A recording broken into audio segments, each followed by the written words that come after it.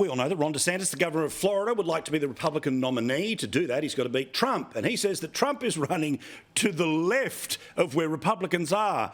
What does Megyn Kelly think?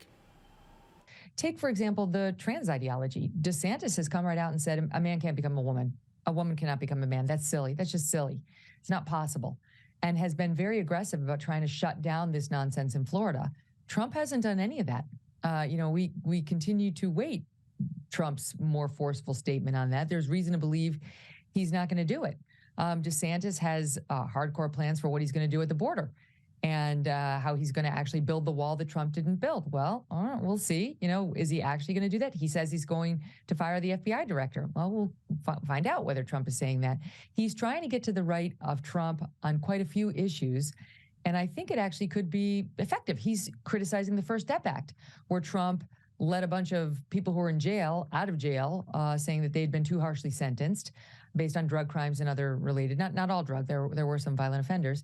And DeSantis is saying he would repeal that. So he's found a lane in terms of the primary. Abortion is another thing. DeSantis, as we just discussed, approved a 6-week ban on abortion in Florida. Trump hasn't gone nearly that far and wouldn't even say in his recent CNN town hall where he would land on that kind of an issue. So there is a lane there for DeSantis to start collecting more conservatives toward driving to, wresting the nomination away from Trump. There is a mother who was famous for about 4 minutes in the Twilight movies.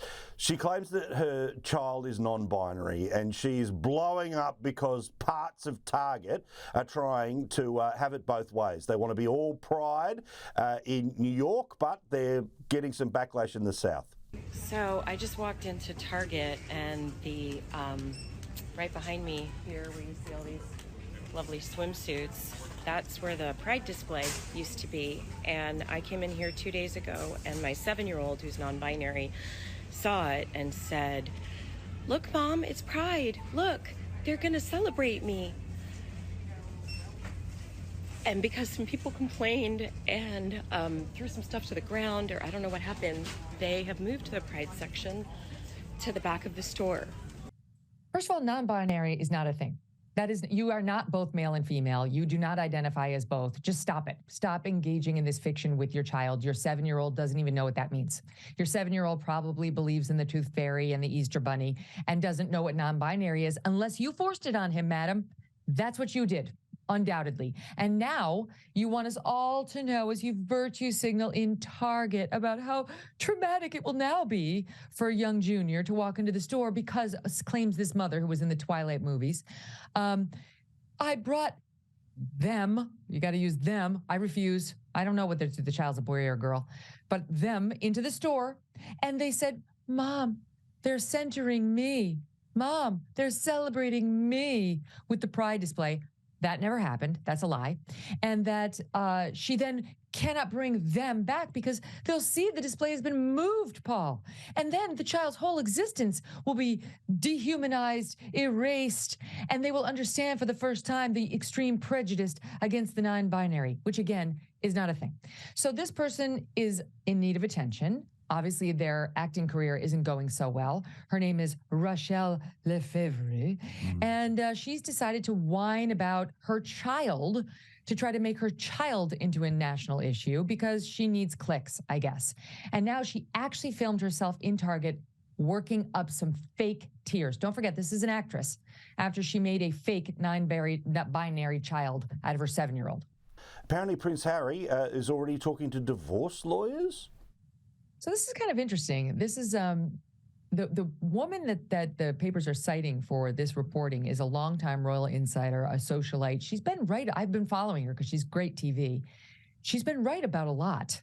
And she's claiming she's heard from several sources now that he's hired a lawyer, and it happens to be somebody who's a great divorce lawyer and specializes in divorce. And it dovetails on other reports that he is spending a lot of his time in 2 hotels, one of which is in Montecito, another of which is not too far away, as an escape from her. It's entirely plausible.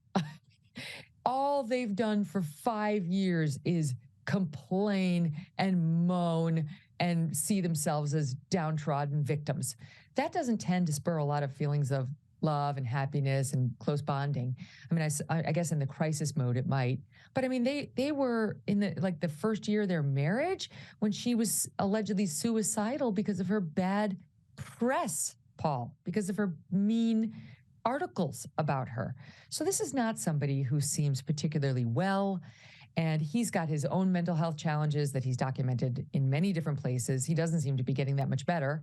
So I'm not surprised. If it's true, it wouldn't surprise me in the slightest. And I've already said, I don't see these two making it past the 7-year mark. They're now at 5.